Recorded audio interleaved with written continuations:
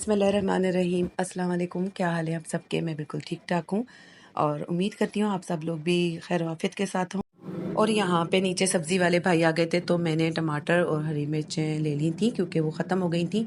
और यहाँ ठेले वाले जितने भी भाई आते हैं वो फ्रेश सब्ज़ी लेकर आते हैं, तो बहुत ही बिल्कुल फ्रेश सब्ज़ी थी, तो मैंने ज़रूर ली। अच्छा, आपने व्लॉग पूरी देखनी है और मैं आपसे आज आगे जो है वो शेयर करूँगी। मेरे हस्बैंड से आज मुझे इतनी कोई डांट पड़ी है ना, तो मुझसे इतनी बड़ी बड़ी गलती हुई है।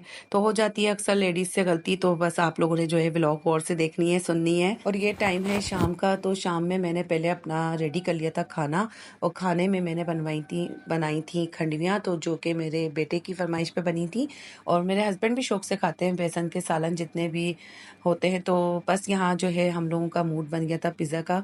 तो पिज़्ज़ा जो है वो मैं बना रही हूँ वाइट बोटी वाला। तो थोड़ी सी चिकन रखी थी, मैं इतनी ज़्यादा चिकन नहीं डालती, फिर लो कॉस्ट नहीं रहता, फिर वो वही वाला बन जाता है जो बाज़ार से आप परचेज़ करें, फिर झंझट भी इतनी होती है। तो बस फिर मैं लो कॉस्ट में ही पिज़्ज़ा बनाती हूँ, ताकि ये घर में एक पिज़्ज़े का एहतमाम भी हो जाए और बच्चे भी खुश हो जाएँ और हमारा यानी कि ऑन बजट भी रहे पिज़्ज़ा भी।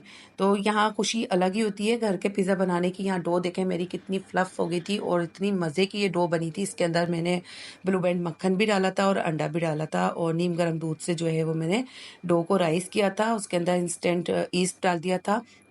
जो प्रोसेस मैं पहले पिछली व्लॉग में बता चुकी हूँ ना, ये सेम वही प्रोसेस है। तो आप लोग उस प्रोसेस को जाके बेक वाली मेरी जितनी भी वीडियोस हैं पिज़्ज़ा जिसमें मैंने बनाए हैं, उसके अंदर डो की तैयारी मैंने शुरू से दिखाई है, तो आप लोग देख लीजिएगा। तो अच्छा, तो आ जाते हैं अब डांट की तरफ के हस्बैंड से डांट क्यों पड़ी। तो हस्बैंड से डांट इसलिए पड़ी कि मेरे हस्बैंड ने मुझे बताया था कि उनके बहुत क्लोज फ्रेंड की शादी है। फ्राइडे वाले दिन उन्होंने मुझे रिमाइंडर करा दिया था कि आपने भी चलना है। तो मेरी बिल्कुल भी तैयारी नहीं थी और मेरे जहन से बिल्कुल निकल गया था।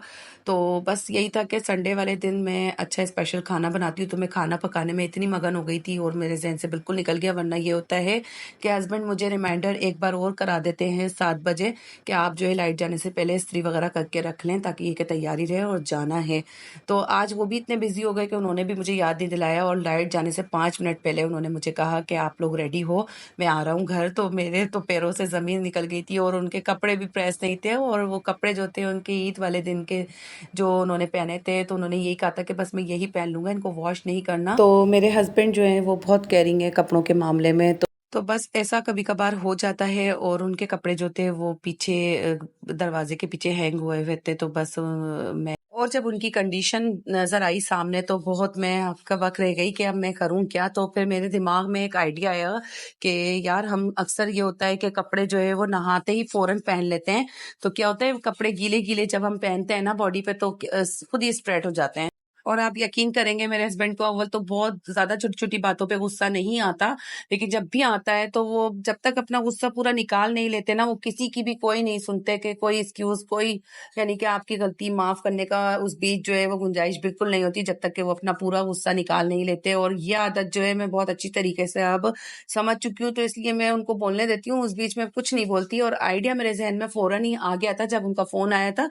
तो मैंने माइंड भी बनाया हुआ था कि मुझे जो है खूब अच्छी खासी जो है पहले तो सुननी है, क्योंकि वो आइडिया का अल्टरनेट बिल्कुल नहीं सुनेंगे, पहले वो अपनी सुनाएंगे, गुस्सा उतारेंगे। तो ऐसे ही होता है बस। तो फिर मैंने जब उनको आइडिया दिया तो गुस्सा उनका निकल चुका था, क्योंकि फिर तो वो काफी हद तक रिलैक्स हुए। फिर उन्होंने जो है शावर लिया, फिर कपड़े पहने हैं, काफी हद तक कपड़ों की शलें जो थी वो सेट हो गई थी।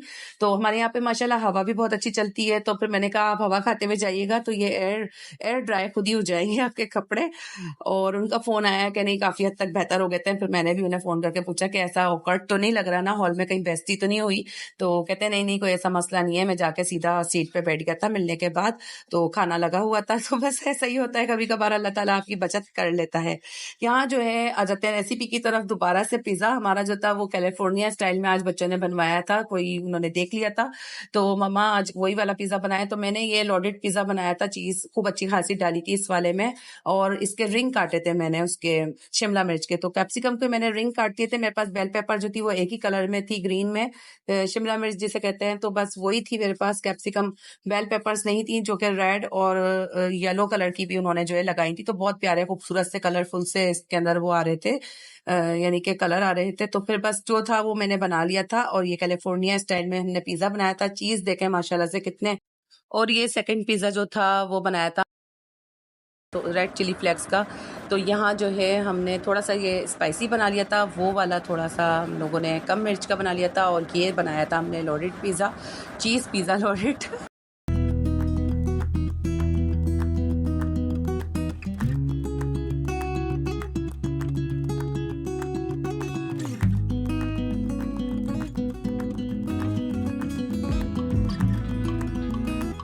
अच्छा जी, आप लोगों को पता है कि मैं जो हूँ एक दिन छोड़ के व्लॉग डालती हूँ, तो मेरे बहुत सारे सब्सक्राइबर वो बज़िद हैं कि आप जो है डेली अपलोड किया करें। तो मेरी अभी कोशिश जारी है कि मैं डेली अपलोड करूँ वीडियो, लेकिन क्या होता है कि मैं बहुत थक जाती हूँ और मेरे पास ऐसा नहीं है कि रेसिपी नहीं होती, रेसिपी रोज़ की ही होती है, क्योंकि जो मैं व्लॉग डालती हूँ तो उसमें भी 2 दिन की रेसिपी आपसे शेयर करती हूँ।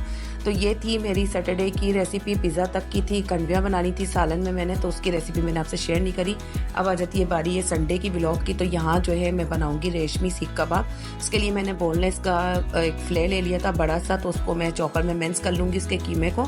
अच्छा, मुझे इस तरीके की जो चॉपर्स वगैरह होते हैं उनसे बड़ा डर लगता है। वैसे तो मैं शेर भी आ जाए तो मैं नहीं डरूँगी, लेकिन मुझे पता नहीं क्यों ये बिजली की चीज़ों से बड़ा डर लगता है। मुझे एक बार बड़ा ज़ोर का करंट लगा था इस्त्री से, तो बस उसके बाद से मुझे बड़ा ही खौफ बैठ गया। अच्छा, यहाँ पे जो है रेसिपी के अंदर चला जाएगा लहसुन, अदरक साबुत और हरा धनिया, पुदीना, हरी मिर्चें, प्याज रफली चॉप कटी हुई। तो आपने इसको मिक्स कर लेना है इन सारे सामान को डाल के इसके साथ ही, और फिर इसके अंदर भुना हुआ जो है बेसन शामिल कर दिया था। 1 चम्मच कुटी हुई लाल मिर्च डालनी थी मैंने अंदर ही, और 1 चम्मच पिसा हुआ जो है कुटा हुआ ये जो ज़ीरा होता है सफ़ेद वाला वो डाल दिया था, और फिर चला गया था सबसे लास्ट में साबुत धनिया। अच्छा, यहाँ जो है मेरे पास रॉड नहीं थी, तो मैंने स्पैचुला का जो पीछे वाला हिस्सा होता है उसके अंदर मैं इस तरीके से इसको स्टिक कर करके जो है ना, रॉड मेरे पास आपके पास हो तो आप रॉड के ऊपर जो है जो होती है सीख कबाब वाली रॉड, तो आप उसके ऊपर जो है बनाएंगे तो बहुत अच्छा इसका जो है वो बन के टेक्स्चर निकलेगा।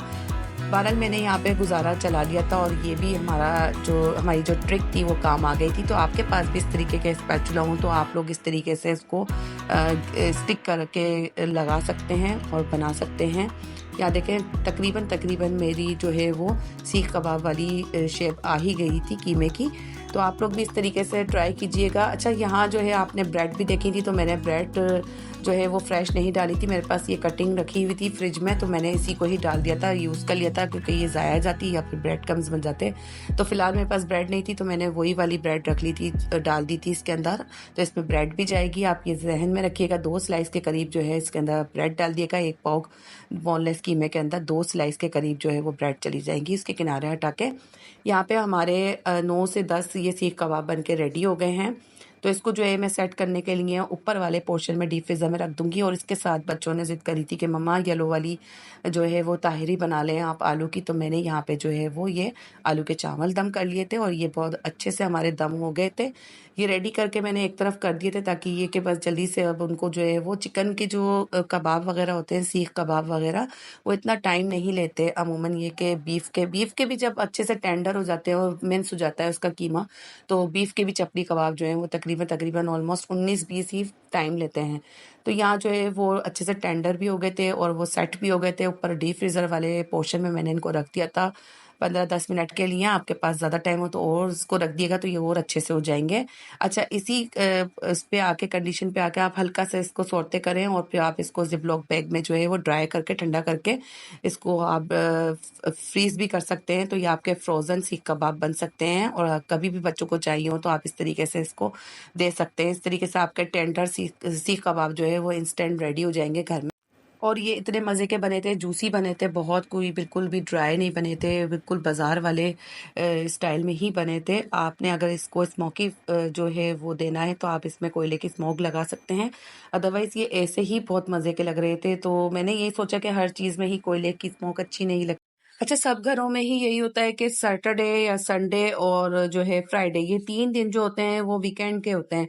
बहुत सारे जो लोग होते हैं वो सैटरडे संडे वीकेंड मनाते हैं, लेकिन हमारे यहाँ अमूमन यही हो जाता है कि फ्राइडे वाले दिन बड़ा एहतमाम हो जाता है, क्योंकि हस्बैंड घर पे होते हैं। लेकिन वो जो उस दिन बड़ी झंझट रहती है, जिस दिन जेंट्स घर पे होते हैं, तो काफ़ी जो है वो आप बिज़ी जा रहे होते हैं, और ज़हन पे जो है वो खाने पकाने की और जल्दी से काम करने की टेंशन सी होती है। संडे का दिन ये होता है कि बच्चों के साथ कहीं हम आउटिंग पे भी निकल जाते हैं और थोड़ा-सा आराम भी कर लेते हैं। तो बस ऐसा ही लगता है मुझे संडे का। और मैंने अपनी ट्रे जो है वो डेकोरेट कर ली थी खीरों से। तो खीरे मैंने जो है राउंड में लगा दिए थे, पूरी एक लेयर लगा दी थी ताकि एक ग्रीन ग्रीन इसका एक प्लेटर सा हमारा रेडी हो। और क्या होता है कि आप किसी भी चीज़ को प्रेजेंट करते हैं तो उसकी प्रेजेंटेशन बहुत मायने रखती है, क्योंकि लाजमी बात है आप कुछ भी चीज़ बना लें उसकी सर्विंग बहुत ज़्यादा मायने रखती है, मैटर रखती है। जब हम किसी रेस्टोरेंट में भी जाते हैं तो वो लोग इतनी तरीके से मैनर्स से हमें जो है वो सर्व करते हैं। तो आम सी दाल भी जो होती है वो भी बहुत अट्रैक्टिव और टेम्प्टिंग लगती है। तो घर में भी इसी तरीके से कोशिश किया करेंगे, थोड़ी-सी सैलेड वगैरह, रायता वगैरह के साथ डेकोरेट करके बच्चों और हस्बैंड को जो है वो आप खुश कर सकते हैं। आम सी चीज़ को भी आप ख़ास बना सकते हैं। तो अच्छा, तो उम्मीद है कि आपको आज का व्लॉग बहुत पसंद आया होगा। और आज आपसे मैंने एक अपनी पर्सनल बात भी शेयर करी, क्योंकि लाज़मी बात है, मुझे यही होता है कि आप लोग मेरी अब यूट्यूब फैमिली बन गए हैं, मेरी फैमिली का हिस्सा बन गए हैं। तो आज सोचा कि इतनी डाँट पड़ी है मुझे, तो मैं आप लोगों से शेयर करूँ। मुझे हँसी भी आ रही थी कि मैंने उसका हल क्या निकाला, और मेरे हस्बैंड माशाल्लाह से इतने कोऑपरेटिव हैं। मैं कह रही हूँ ना कि बहुत ज़्यादा वो अपना गुस्सा जब निकाल लेते हैं तो वो फिर थोड़े से कोऑपरेटिव हो जाते हैं और वो अपनी भी गलती मान लेते हैं। तो बस ऐसे ही होता है हस्बैंड वाइफ का, इतना टाइम जब गुजर जाता है तो आप लोगों की अंडरस्टैंडिंग का बॉन्ड जो होता है वो और अच्छा सा बन जाता है, और बच्चे भी इंजॉय कर रहे होते हैं। तो आप लोग भी बताइएगा इस तरीके की सिचुएशन आप लोगों के यहाँ भी पैदा हो जाती होगी, और फिर आप लोग किस तरीके से उसको सॉर्ट आउट करते हैं। तो जरूर अपने कमेंट बॉक्स में मुझे अपनी राय से आगाह कीजिएगा। आज की ब्लॉग को यहीं एंड करते हैं। मुझे उम्मीद है कि आप लोगों ने व्लॉग ज़रूर एंजॉय किया होगा। और यहाँ पे सानिया हामिद को इजाज़त दीजिए। अपने और अपने प्यारों का ख़ास तौर से ख्याल रखिएगा। मिलेंगे नेक्स्ट वीडियो में। मुझे भी दुआओं में याद रखिएगा। जब तक के लिए अल्लाह हाफ़िज़ जी, बाय बाय।